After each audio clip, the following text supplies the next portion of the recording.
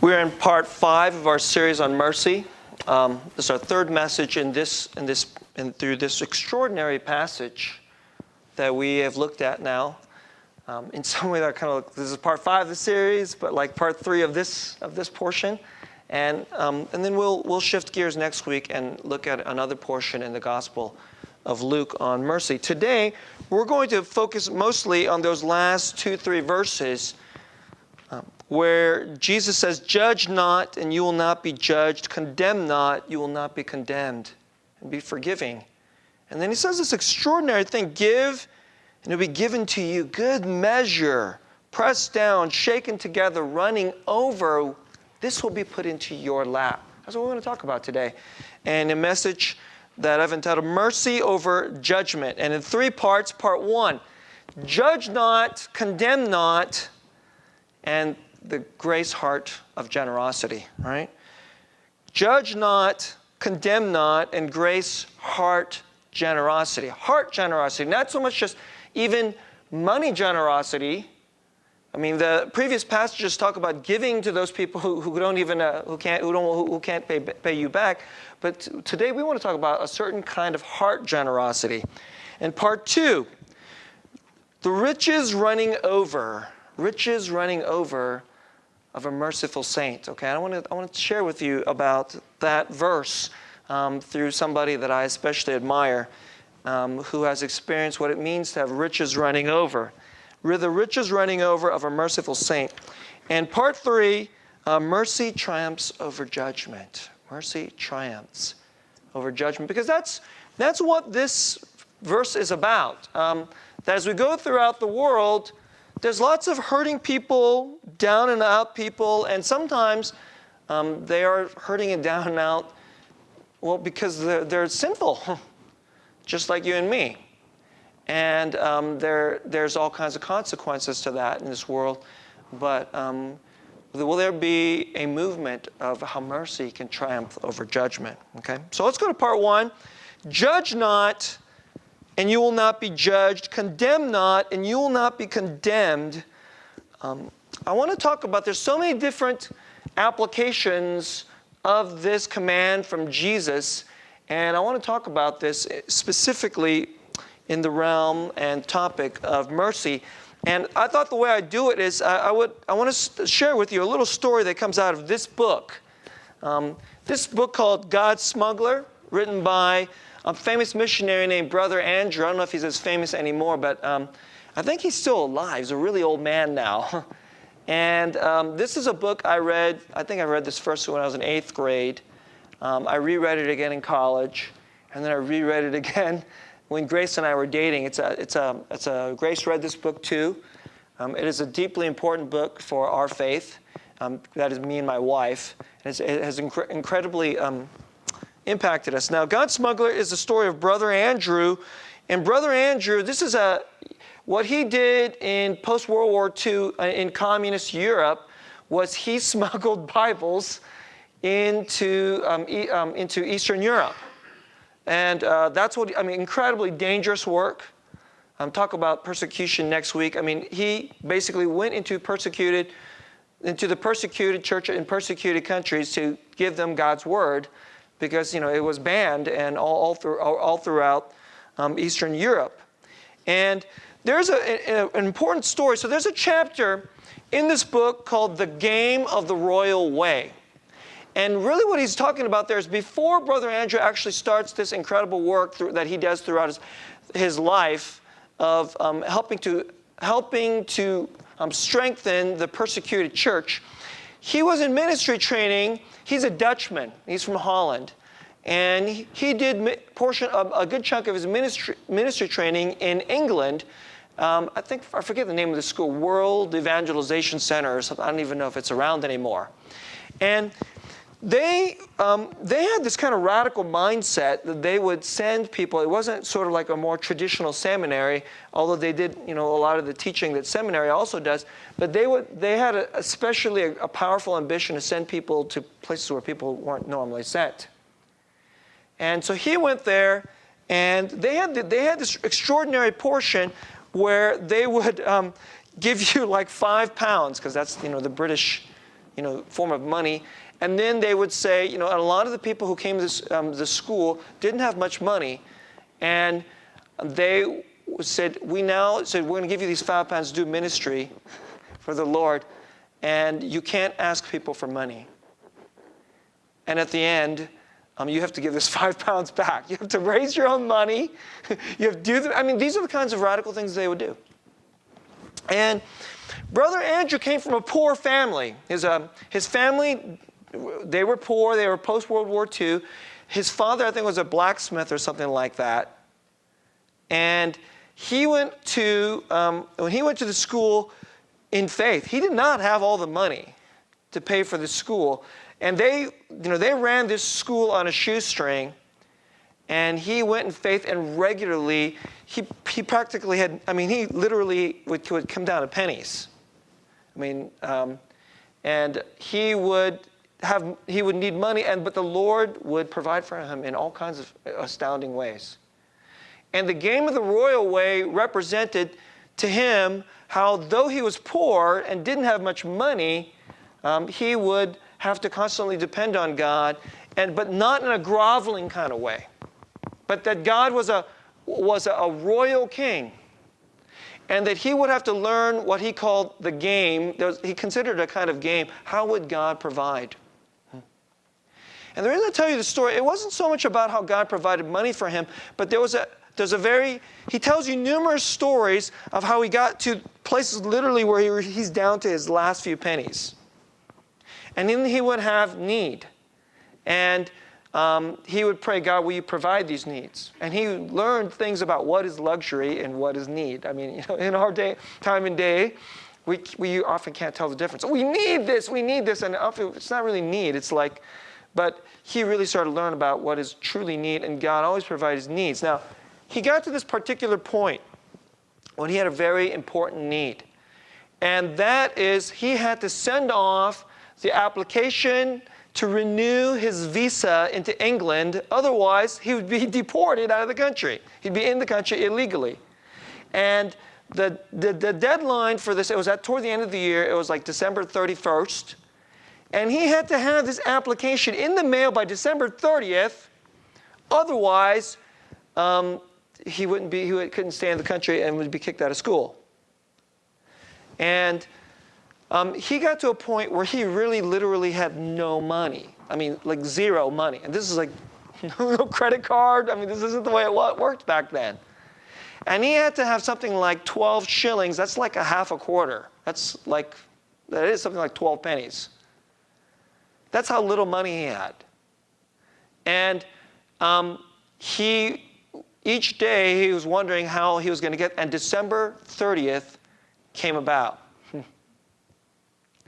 And he lived in the dorm, and somebody called up to him and said, "Hey, you have a visitor, Andy." His name, Andy. And Andy came running down because he thought, this visitor is going to show up and hand me, like a quarter, so that I could send off my visa renewal application.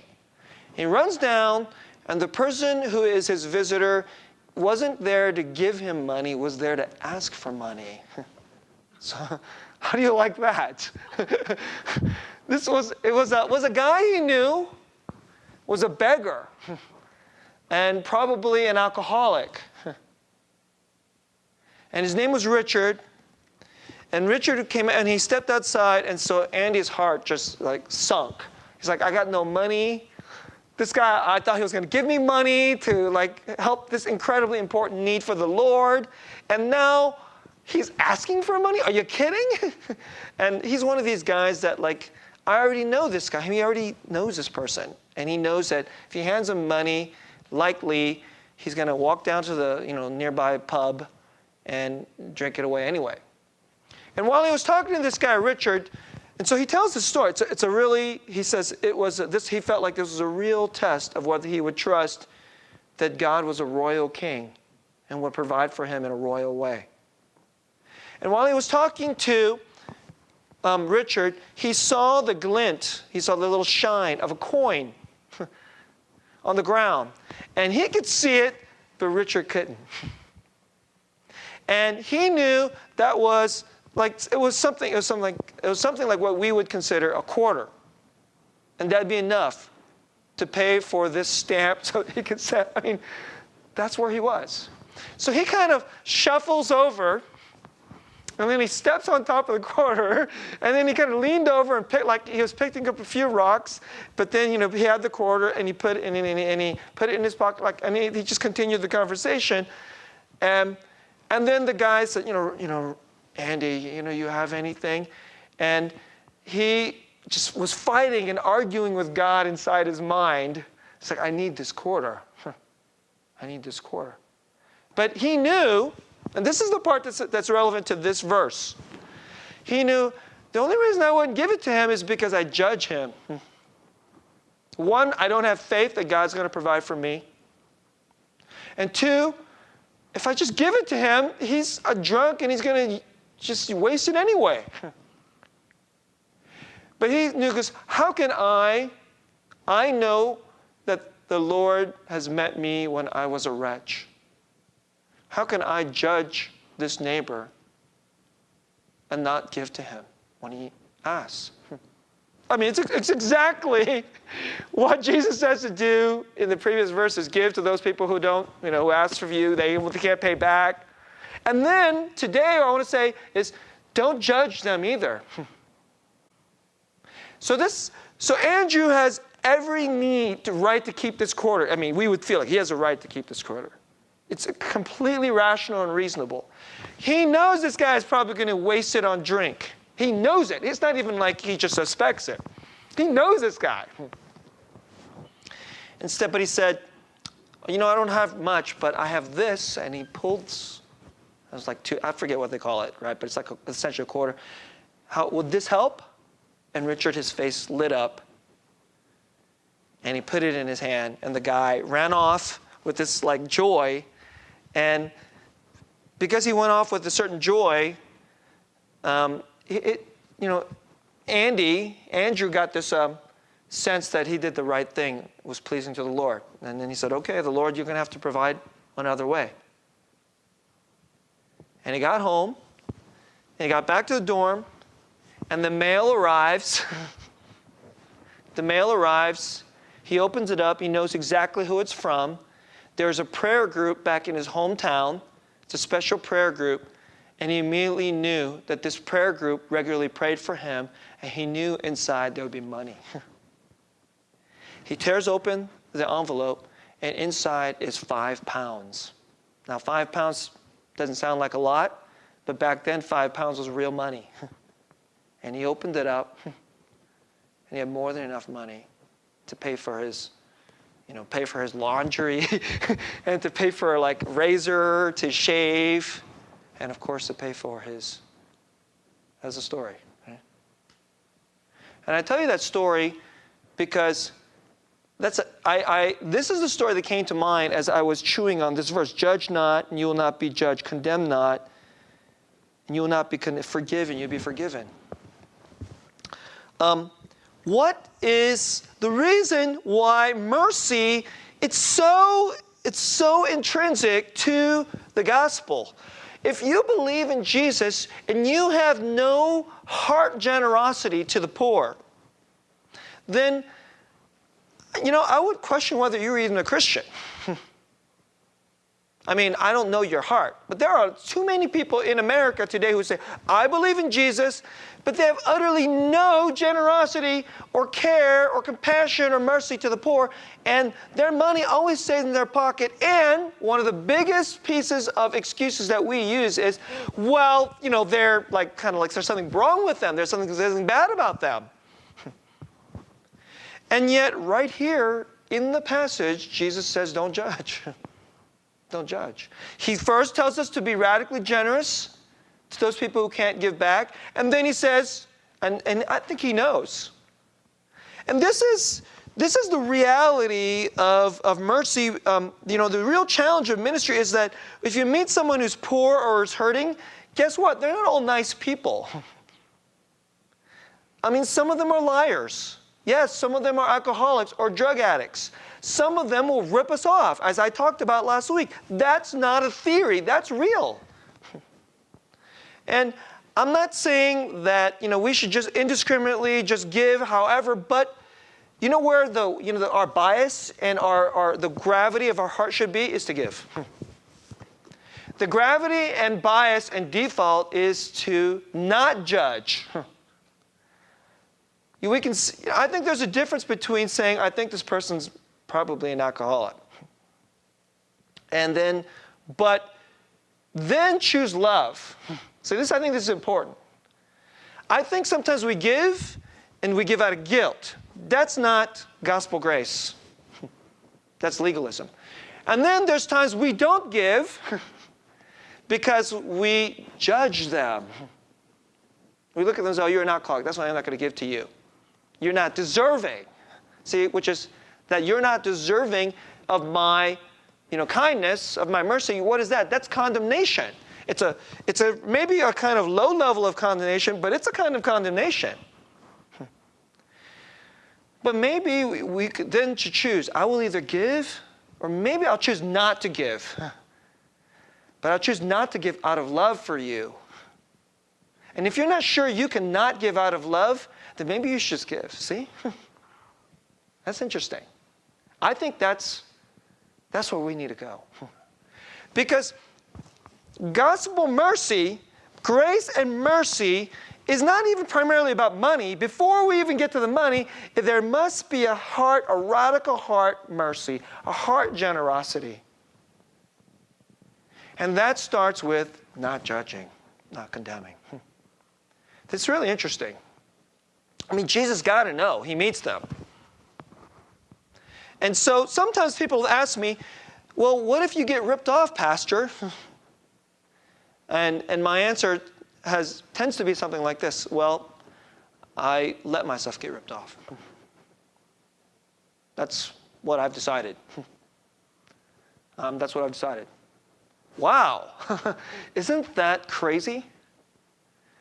I decided that because if you're going to live a life of mercy, people will sometimes rip you off. Sometimes they'll lie to you. They'll cheat you. We can choose. You can't ever entirely prevent that from happening. But you can choose, I'm never going to get ripped off and lied to but then that means most of the time we're going to choose judgment and some layer of condemnation, right? Yes. And then sometimes it's because somebody ripped us off in the past. We helped them, and then we found out later on they lied to us, they cheated us. And that burned. And to this day, you're still angry about it. You know what that means? We didn't forgive them. But Jesus teaches us, don't just forgive 70 times 70. Are we supposed to forgive them 7 times? The disciples explicitly asked that. And Jesus, no, forgive 70 times 7. I mean, Andy knew this guy. I'm sure he's given money to him. I mean, can you imagine? Andy's a poor guy. In a shoestring seminary, a radical kind of seminary, and he's already given enough to this guy before. And here he is asking again. In other words, this guy's used Andy to get his drinks. And yet Andy, in a time of dire need, chose mercy. He chose the gospel. He chose faith in Jesus. And that's what I think this passage is about. And I think this is what I'm asking you and me to wrestle with. And so I tell you this story. You notice it's hard because you have to knowingly think. So I can't even tell you how many times I've wrestled with this.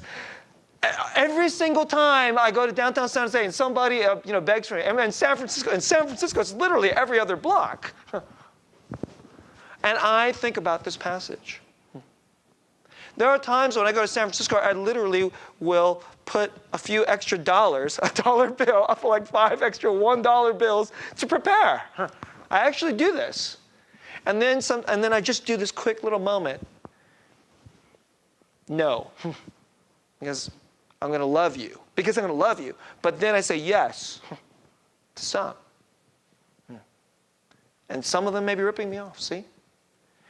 And this is true with charities. This is true with your neighbor who's hurting. This is true in so many different ways, right? So that's the first verse. Be merciful as your Father is merciful, which means he allows himself to get ripped off. We rip him off. How many times have you and I have lied to our Father in heaven? How many times, will you forgive me yet again? Oh, will you please help me out in this time of need? But, even though I haven't done anything for you and lived for you at all in recent years or weeks or months, right? But be merciful. And then Jesus teaches this. Let's go to part 2. Riches running over. I know that's a hard verse. That verse 37, especially verse, if you follow it, love your enemies, do good and lend, expecting nothing in return. Judge not, do not condemn. That's hard. It's hard. And I know what I'm teaching here is hard, but that's what Jesus says. But this next verse 38 is so great, right? And last week, I urged you, I tried to close my message, and where he said it there before too. Lend, expect nothing, and your reward will be great. Your reward will be great. That's what he says up there in verse 35. But here he says it again. Give, and it will be given to you. Good measure, pressed down, shaken together, running over, will be put into your lap. You guys are wondering, well, what does that mean? Good measure. It's a agricultural analogy. And so, if you live in an agricultural society, and your wealth is like your grain. You're going to farm, and then your wealth is like your cattle and your sheep, but it's also your grain. Your grain is part of of what your wealth. And where does the wealth go? It goes into these barrels. Or, nowadays, modern days, we put them in these huge silos. And what do? They put your grain goes in, and then you put it in, and then you just, it fills to the top, and then you cover the top. Is that what you do? Of course not. If you have a barrel and you put grain in it, and then you put it, you know what you're going to do? You're going to press it down. You press it down so you can get more. And then you shake it so that all of it will, so there'll be no space. All the grain will, drop to the bottom. We'll get, it can be totally packed in. You press it down, you shake it, and then you want it to overflow. And that's the promise that Jesus is giving. If you give, and you give without judging and condemning, and you forgive, because sometimes you'll need to forgive. You need to have a habit of not judging, not condemning, and again, repeatedly forgiving. Then God will give to you and put it in your lap. He even says it. You'll put great riches that will overflow, pressed down, shaken together. That's the promise. Now, let me just stop there for a moment. Do you believe this? I was thinking about this week. Do I believe this? Do I believe this? Just stop for a moment. That is an absolutely stupendous promise. Now, I don't think it's talking mainly about money. The greatest gifts, some of you are like, well, I gave money. God never gave me much money. You know what? Money is not, God's not going to give you money, or maybe he will give you money. But the reason he doesn't give money primarily is because he gives you better than money. Because in the kingdom of God, because remember, this is all, last week as I saw, these are the valleys of another kingdom. It's like, a foreign country. Remember that Channel Park illustration I gave you? It's the values of another country. In that other country, they don't think money is that valuable. In the other kingdom, money is a really low thing, so why would I insult you by giving you such a low thing? But in our kingdom, money is like so super duper important thing, so we're so fixated on this thing. But sometimes God even gives money. He's like, all right, you're kind of fixated. I'll even give you some of that. But God gives. And I was thinking all week long how to illustrate this. And the way I thought I'd illustrate it is there is one of my spiritual heroes, and Many of you have listened to many of my sermons, and so you've heard of this person. But one of my spiritual heroes is Beth Kidd, Elizabeth Kidd, Kidd. And she started an absolutely, one of the greatest ministries I know, Place of Promise in a poor neighborhood of Boston. And my wife, she served Place of Promise for a whole summer when she was an undergraduate at Wellesley College. And she served with and learned from Beth Kidd. And so just a quick reminder for those of you who don't know about Beth Kidd. Beth Kidd started Place of Promise, and Place of Promise is a place for what she calls multiply injured persons. That's her terminology. Multiply injured persons. Multiply injured persons means something like this. They were abused or sexually molested. They're a drug addict, and they might have AIDS. And they're coming out of prison. Because from the secular perspective, it is sort of what they used to call a halfway house, a parole house. That's what it's listed in prisons. So because that's typically how somebody ends up at Place of Promise. They have to call Beth. They list a number of potential places that you can live because you get released from prison, but you're not totally free. And you have to stay in this house to help you rehabilitate to move back into society. And they have to accept you, and then they'll give you parole and let you kind of live something more like a normal life, not in prison.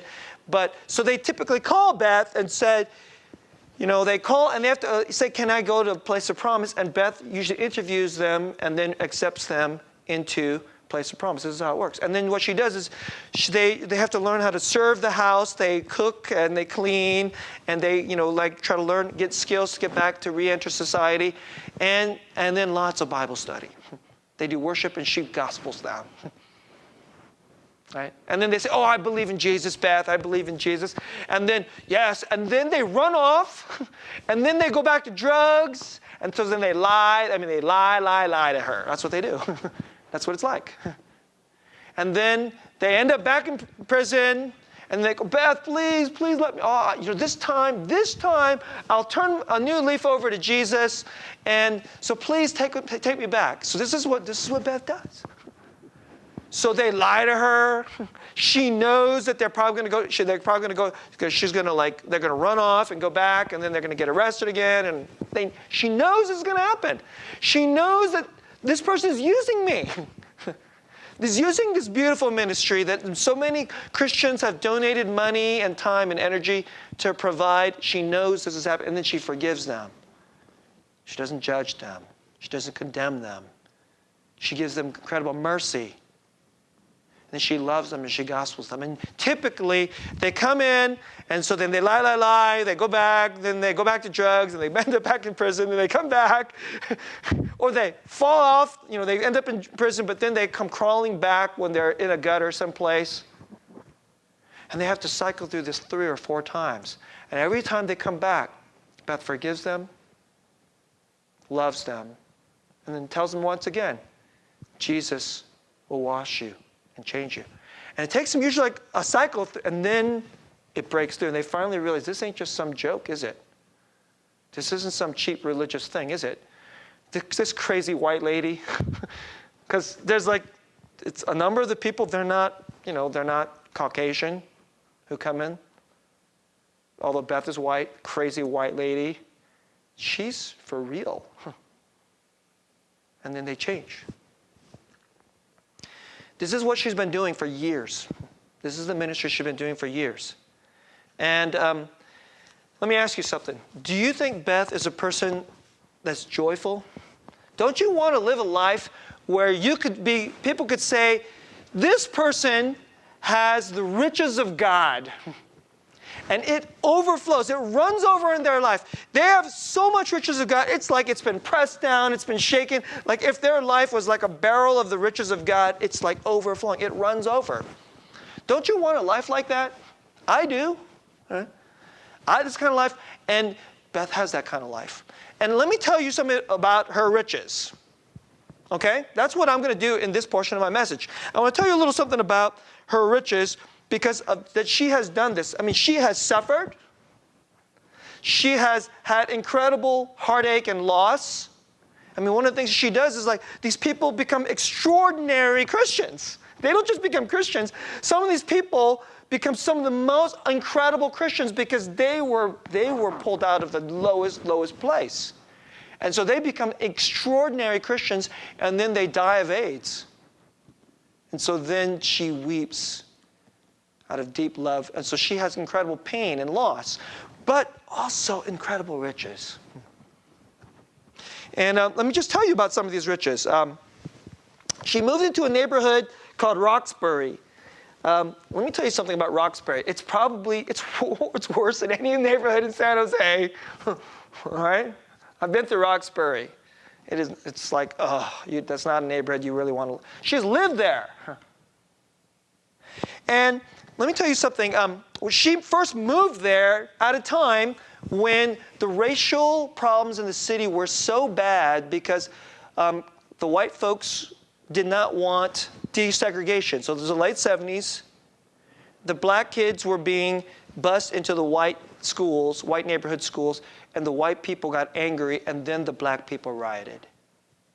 That's the time she moved in that neighborhood. It was guns and, it was violent time, and it was dangerous. She moved in that neighborhood. So when she moved in that neighborhood, they had to find a place to live. How do they find a place to live? So they found out that there's this thing called Section 8 housing, which means in these really terrible neighborhoods, the government wants to kind of revive those neighborhoods. They get those houses, the federal government gets those houses, and then they will sell you the house real cheap if you're willing to try to own the house because they know that home ownership will help revive a neighborhood. And so they know that most of the people who live in this neighborhood will probably be poor, but so they give them a really good deal. So she needed to buy a house. They were going to buy a pretty sizable house. To buy a house, she needed to put together for a few $1,000. So this is back late 70s. And so I want to say it was $5,000. It might have even been less than that. But I want to say it was $5,000. But that was a decent chunk of money. But, it's not obviously the cost of a house. But she and her husband were just out of seminary, couldn't afford it. They asked their friends, their home churches. She's from the greater Philadelphia area. They raised the money, and they bought this house in this awful neighborhood. Can you imagine? It was like a beat up, broken down house, and bit by bit, they'd have to fix it up. Okay? All right. Would you want to do that? Let me ask you something. When I grew up here, I'm from San Jose. I'm a San Jose native. There's a neighborhood in East San Jose. It was called Silver Creek. Would you want to live in Silver Creek today? I bet you a lot of you would like to live in Silver Creek today. Okay? When I was a kid, Silver Creek was a bad neighborhood. And there were gangs there. And kids would get shot at school. That's what the kind of neighborhood it was. But if you bought a house in like 1982 in Silver Creek, people would have thought you were stupid. But what if you just lived there a long time in this house that you bought for like $5,000? When you like to buy a house in Silver Creek for $5,000, what would happen to that house 20, 15, 20, 30 years later? What would happen to the value of that house? When the city starts to change, when the city starts to become more prosperous, when a lot more rich and young people start moving into the neighborhood because all the nice neighborhoods are now too expensive to live in, so now this thing called gentrification happens, and so the professionals now have to move into the poor neighborhoods, and the poor neighborhoods become better. What happens to the house values? It goes like this, right? Beth and her family found out that if they stayed and bought these houses in these poor neighborhoods, and they did it not to make money, they did it to serve the Lord, over time, guess what? God gave them money. Beth told me this when we were hanging out, and her voice would drop and get really low, like it was like a crazy secret. She said, "SooSang, you know the house that I'm living in now? Do you know how much it's worth?" And then I said, "Is it like $1 million?" And she says, "Yes, it's like $1 million." A woman whose righteousness is on par with like Mother Teresa, because she bought this crazy house many years ago, but the neighborhood started to radically change over the decades. Her house was really expensive. And she began to buy a couple houses. She would buy a different house for these people. They would heal and change, and she would help them buy houses. And then she would help buy houses for like her family. And then they end up selling one or two of these. This is how she paid for her kids' college education. No debt. Don't you like that? How do you like that? That's the low thing that God gave. I'll give you a couple other things. She grew up, and as she had to help people in the city, she had to learn about systems. She had to learn about medicine, the medical system. She had to learn who in the hospital will treat poor people for no money. She had to go meet doctors. She would go, okay, you have this ailment. I need to go find some doctor who will treat this ailment. First, I have to go to the doctor, and I'll go with you, and we'll go find out what's wrong with you. And then we'll find out what's hurting. And then over time, she started to learn, she started meeting all the social workers. She started meeting all the doctors. She started finding out who all the professionals and the people in the city who would really help you. And then as she began to do this, she had like all these different connections throughout the city. And because she knew there are doctors and social workers who would want to help the desperately poor, but they also wondered, well, is it worth it? This person's probably just going to wreck their life if I take this appointment and lose money because, I could be treating this other patient who actually has insurance, but not you. But they knew that if someone would be their advocate and walk with them, this person could change. And so doctors would give free, like this is Boston. There's some of the greatest hospitals in the whole country. She would take this desperately poor person who's coming out of prison into some of the greatest hospitals in the world.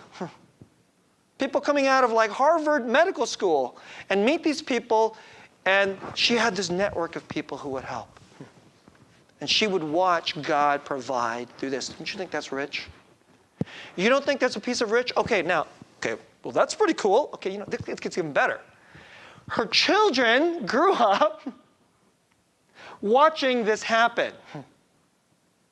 So, don't you want your kids to grow up and know how to serve God?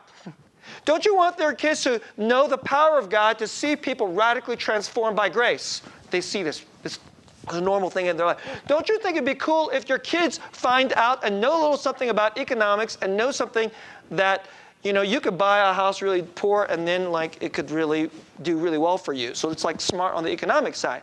And then don't you want your kids to learn how to make connections into the city and to see how things are done, to make real friendships, people who love you, trust you, admire you. People who really are good, righteous people doing good work throughout the city. Don't you want to be connected? Her kids grew up knowing some of the smartest, most talented, and also good, kind, and righteous people in the city. Those are her kids' connections. Wouldn't that be great if those kids grow up and need a job in the future? Oh, I know who you are. Oh, yeah, I'll help you get a job. You're Beth Kid's son. Don't you think that's worth something? And one more thing. All throughout her life, how many people love Beth? Now, they don't kind of love her. They'd probably die for her. They don't kind of love Beth. They don't kind of love her husband. They don't kind of love her kids. People rich and poor, and she would go to various different churches, and there's all these different churches, and she has all these ministry partners and all these various different denominations, different socioeconomics, different race and ethnicity. They love Beth. They're friends with her. They deeply, and then some of them would sacrifice greatly for her and for her family. Don't you think that's rich? That's her life. And everything I just told you about, these are just the riches that she has in this world, in this life, in this time. The fruit that's going to come out of her ministry for generations in the future, the grandchildren and great-grandchildren of the people that have been saved in her ministry have been impacted. You're hearing about Beth, okay? Your kids and your grandchildren will be impacted by Beth, and they will embrace Beth in heaven, in the New Jerusalem. That's part of her reward too. But I'm just telling you about the reward that she has while she's still alive now. Don't you think that's something. It's worth some real mercy and faith. So I'm trying to do my best. So this gives you a little sense of like, look, I am not worthy to tie Beth kids' shoelaces, right? But I'm telling you a little something that I have learned from someone who is far greater than me in faith. And maybe you can learn a little something about this too, and we can grow in it and become a little bit more like Beth. Right? Let me close the message. This whole passage is about mercy and how mercy can be greater than judgment. Mercy over judgment. Mercy triumphs over judgment. That word has been in my mind all week long. Mercy triumphs over judgment. Many years ago, I'll close this way. Many years ago, when I was in college, I was part of University Christian Fellowship.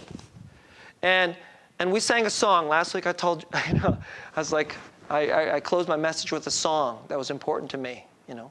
Once your enemy, now seated at your table. Jesus, thank you. This, by the way, is a good reason to go to church on time. Learn the songs, sing the songs. Because this song I learned when I was 18 years old at University of Christian Fellowship in college. That's like, okay, I'm getting old now, so that's pushing 30 years ago. And I still remember this song. It's not a famous song. Nobody sings it anymore. But the song is called Only the Blood, written by, is a vineyard song written by Christian, and I don't know if he's famous anymore. He was famous back then, Brian Dorkson. Brian Dorkson wrote Only the Blood. And here's the refrain, okay? The chorus like this. Only the blood of Jesus covers all of my sin. Only the life of Jesus renews me from within. Your blood is enough. Your mercy complete.